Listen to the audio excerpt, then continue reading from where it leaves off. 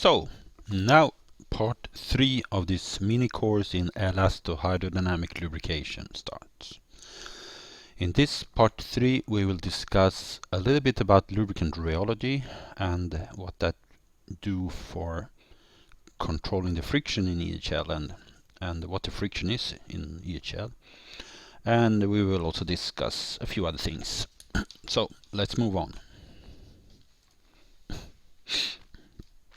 Again, remember that for an ordinary oil, the viscosity increases several orders of magnitude when the pressure increases to the gigapascal pressure levels you see in a contact here. So actually the lubricant is a kind of solid inside there, and what is then happening when you share this solid lubricant, especially if you have a sliding contact or a partly sliding contact which you have in a gearbox, for example, or in a gear teeth contact? What would happen then?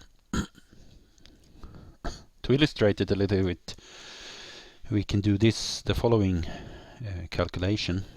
If we assume that the viscosity has increased to 1,000,000 Pascal seconds, that's a very, very viscous fluid, and we try to compute the friction coefficient. So the friction coefficient, that's the ratio between the shear stress and the pressure. Now let's assume that we have a Newtonian fluid here. Then the shear stress is simply the viscosity multiplied by the shear rate, which is approximately, in this case, the Couette flow dominates, so that's the difference in speed of the surfaces divided by the thickness of the film. Well, and we know that the viscosity can be approximated by this exponential expression. Then we can compute the shear stress from this one. So, putting this expression into that one, we will get a friction coefficient of this type, which is, if we put in some reasonable numbers here, a viscosity 0.1 Pascal second at atmospheric pressure, this is the alpha, a pressure of 1 gigapascal, say that the sliding velocity is, the difference in speed is 1, and assume that the film thickness is a micrometer. Then the friction coefficient will be something like 48,000. That's just crazy. It doesn't happen. We are very lucky that that doesn't happen in a gearbox.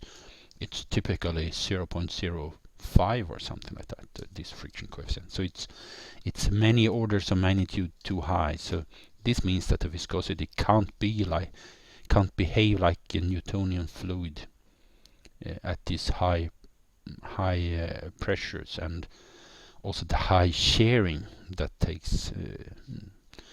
occurs here. So the shear rate is measured in inverse seconds. So typically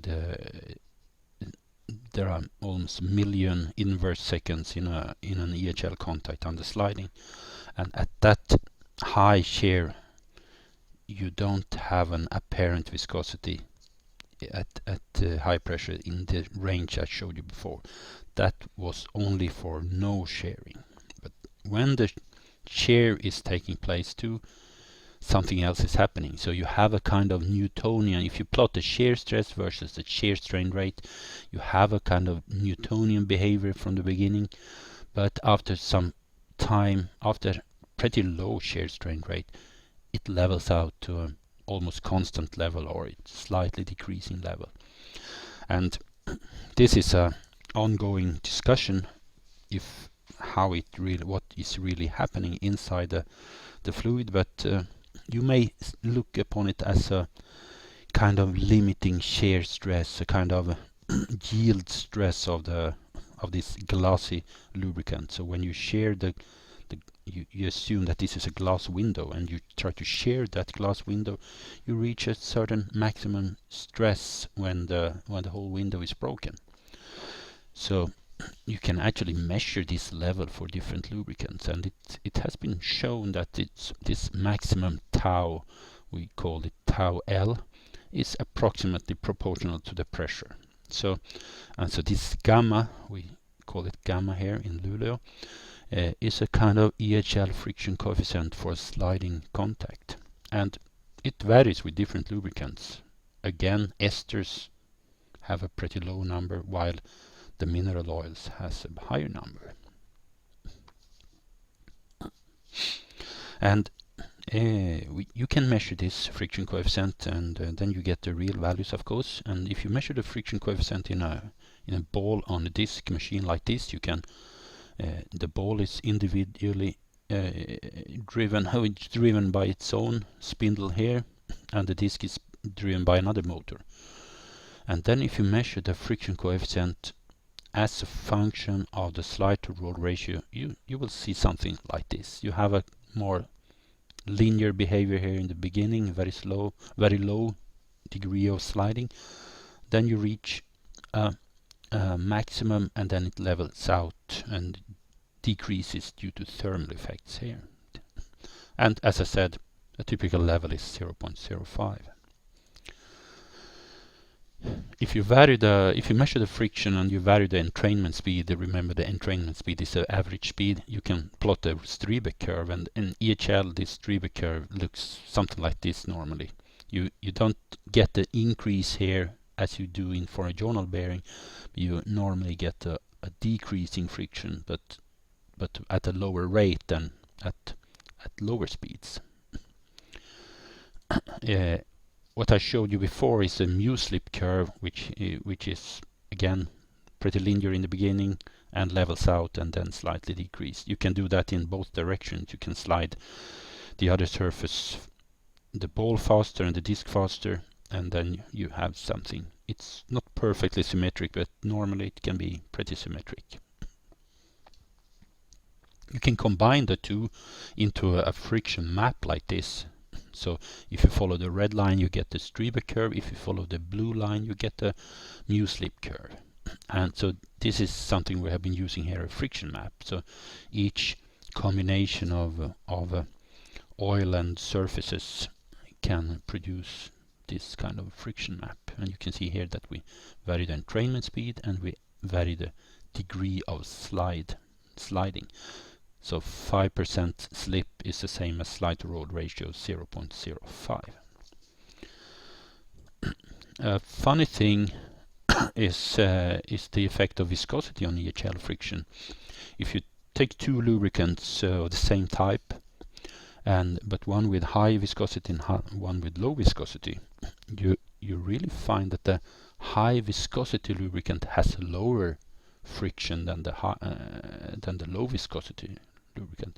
You don't expect that from a Newtonian case or a journal bearing case, but in EHL under these pressures and in a gearbox, for example, you normally see that the lower viscosity leads to a higher friction, and in industry it's a trend to reduce viscosity in the gearbox because they want to reduce the power losses due to churning of the oil, but that may lead to increased friction in the gear contact itself instead then.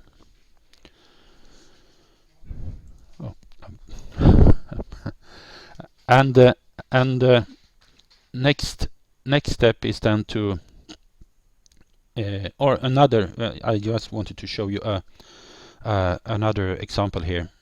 That's quite recent results here showing that if you put a coating on, this shows you that the thermal effects are very important, because if you insulate the surfaces by a thin coating, you may reduce the friction tremendously.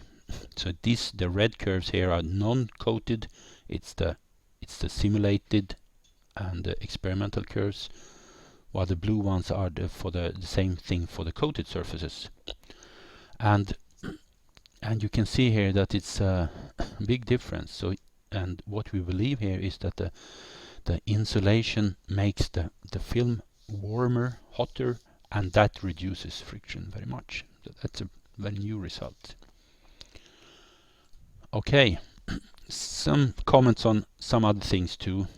It's the pressure spike, for example. This is some people, I think this is from Hamrock's work. He came up with a similar equation for the height of this pressure spike, and you can see here. You can see what you can use this equation for is to see the effect of different parameters. You can see here that the elasticity has a very big importance on how high the pressure spikes or peaks will be, and also the alpha has a pretty big influence, and the radius. But remember now that in a real contact has roughness, and roughness itself will create a pressure ripple. So this pressure spike at the very outlet is drowning in pressure ripple from the asperity contacts, or the asperity, the influence of the asperities. So you get a number of pressure spikes like this. But of course, again, these pressure spikes will influence the pitting life and also the micro pitting of the surfaces. So it's important to think about the influence of these parameters on that. That means a low alpha or a low elasticity, surface with low elasticity will create a lower pressure ripple. That's what I want to say here. And just to remind you from the contact mechanics that the surface stresses become,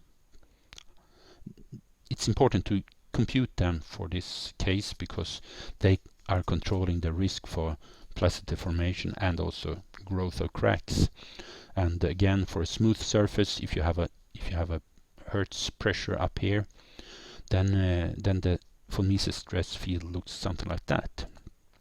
But if you have a pressure distribution like this, with a pressure spike here, this makes the stress concentration or the stress maxima to move closer to the surface, and that increases the risk of crack propagation, which reaches the surfaces, and then you create a spalling off a small piece of material there, which creates a pit, and that's the process of pitting. So actually all these pressure ripple will increasing the risk of damages at the surface. Density, does it play any role? Yeah, well, maybe. It's the compressibility. We see that it has some effect. It's some lubricants are more soft or more. So, for example, the ester, it has a lower bulk modulus. That it means it's not as stiff as the naphthenic mineral, for example. So inside the contact, that will have an influence on the stress field again. This is a pretty old computed pressure and film thickness with different stiff oil, which is the mineral. Well, we call it mineral here. It's not just a mineral oil, but it's something like a mineral oil, and a soft oil, which is a polyalpha olefin. And if we use that pressure distribution and also the shear stress corresponding to that, we can compute the stress field. So up here we have the pressure for the soft lubricant, and up down here the stress field for the stiff lubricant. You can see that the stress concentration is much higher, and it's also very close to the surface here. So I believe this is 35% higher in this case. So the risk, this compressibility has some effect on the risk of pitting. And that is also seen if you make a test, a fatigue test with a soft lubricant or a synthetic hydrocarbon, for example, and compare that to a more traditional mineral oil. You can see that the pitting life is longer for the soft lubricant. And that ends part 3. And the final part 4 will then we will discuss mixed lubrication. So thank you very much.